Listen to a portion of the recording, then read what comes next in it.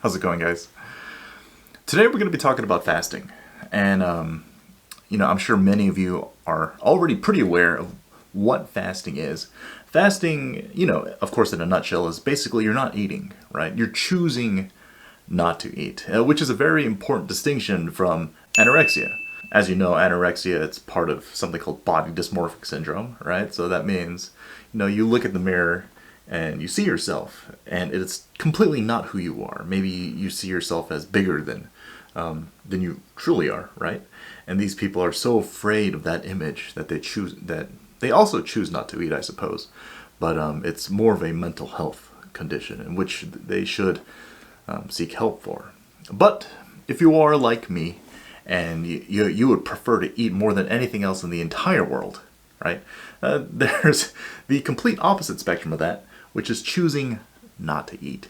And that's probably one of the hardest things I have ever done in my entire life. And a little bit of background behind myself.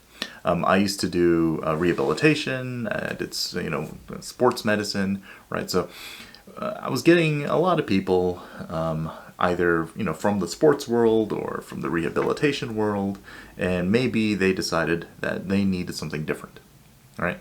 And so one of the ways, and there was an excellent book on this by Dr. Jason Fung out of Canada. He wrote something called the Obesity Code, and it's a wonderful book that's not really just an opinion per se, a medical opinion, but it is the coalescence, this fine condensing of information that is of all the research that's out there about why fasting is good for you. And I'm sure you guys have already seen all the YouTube videos and people talking about, hey, this if you do intermittent fasting you can lose weight, which is true. Now there are a lot of different ways to fast. Of course, we already talked about intermittent fasting. There's the true fast, or the water fast, right? In which you can also drink coffee and tea. That's really not going to bother you.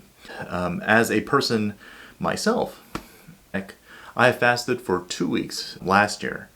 I believe it was around April. Don't quote me on that. But I fasted for 2 weeks, and then unfortunately I got appendicitis. But I started eating a week after that, so I don't know if that was the trigger. But essentially, what you're doing is you're putting your body into ketosis. And if you have absolutely ever tried the Atkins diet, that is what you're doing, right? So fasting is ketosis, and Atkins diet is ketosis, right? Intermittent fasting, if you do it, if you do it a certain way, you can go into ketosis as well. And essentially, of course, that's forcing your body to use up your fat stores through something called beta oxidation versus eating up your glucose or glycogen stores, right? So sugars. So the point of all this is that there is a way to get into fasting ketosis, right? Where you're forcing your body to use all of its fats without all the horrible cold turkey going into fasting nonsense that if you guys have tried fasting, is horrible, right? And especially if you love to eat like me. One of the hardest parts about fasting is simply that you just want to eat something. You want to grab that juicy hamburger. You're just gonna, but something you do in private, I guess. It really is kind of a tough thing to really try to do cold turkey. So what I would suggest to do is simply try going on an Atkins type diet, right? Or the paleo type diet. Try to force yourself slowly into a ketosis type burn. So when you transition into fasting, it's much easier to do. And a quick warning here.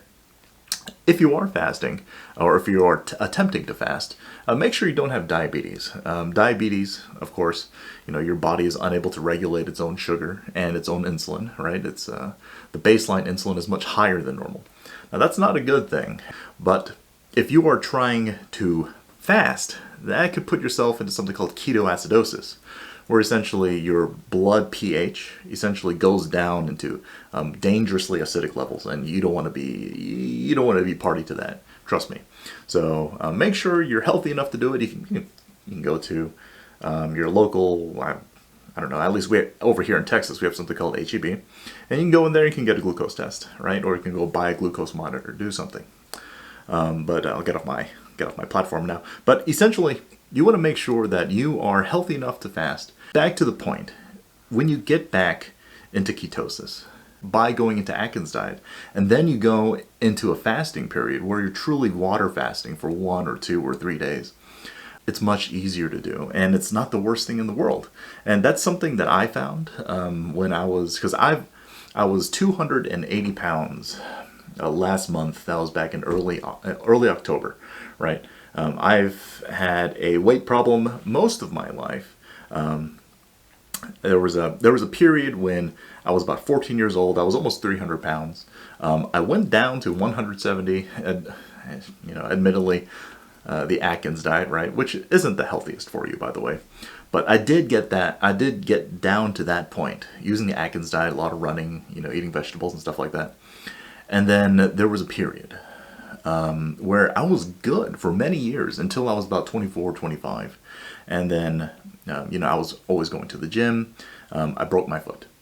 And, one day when I was sprinting, I felt something snap, and I got a stress fracture of the foot. And so I got out of the gym for a long time. I got off, running on pavement. Those runners out there, it's not the greatest for your feet or your knees.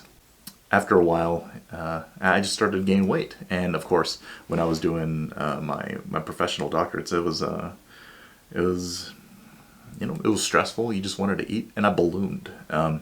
So I got to the point where I was last year. I was around 265, and I fasted. I got down to about 235. But unfortunately, I ended up with appendicitis. Now, whether or not that's related, I'm not sure. I spoke with my medical doctor, and he said, probably not, right? There was just something stuck in there that kind of triggered that inflammation. So that's unfortunate. That's unfortunate. It happens sometimes, I guess. The key is, behind all this, is that you don't give up. And it's one of the hardest things in the world to truly introspect and look at yourself and stop yourself from doing something that is so natural, right? Eating is the most natural thing in the world. Every living thing out there does it, right? Down to the single cell amoeba, to us. Trying to get past that certain point. There is a incredible amount of effort that you're going to have to put in.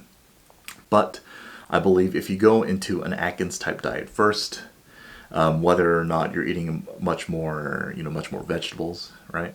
And then transitioning into fasting, that has really worked out for me, and it made the transition incredibly smooth.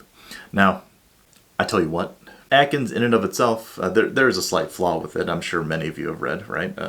Eating a lot of red meats, it's been found to lead to heart failure. And you can Google that. That was a research done about 1.5-2 years ago. So you want to make sure that you're eating, a lot of healthy fats, right? The majority of you getting into ketosis is not only how much, little bit of extra effort you put into cardio, right? But also how much sugar you're eating, right? And of course, protein can convert into sugar via a process called gluconeogenesis. So it's a big word, but essentially means gluco, that's sugar, neo meaning new, genesis, to create.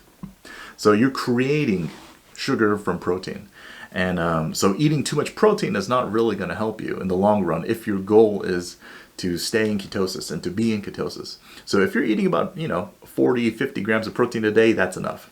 The rest of it should be coming from healthy fats and eating a lot of fiber as well. And because, those keto farts, they're something. So if you have any questions, go ahead and leave them in the bottom below. I'll try to answer them as best as I can, and we'll go from there. Don't forget to like, subscribe, share if you think this could help somebody else. I'd appreciate it. Thanks.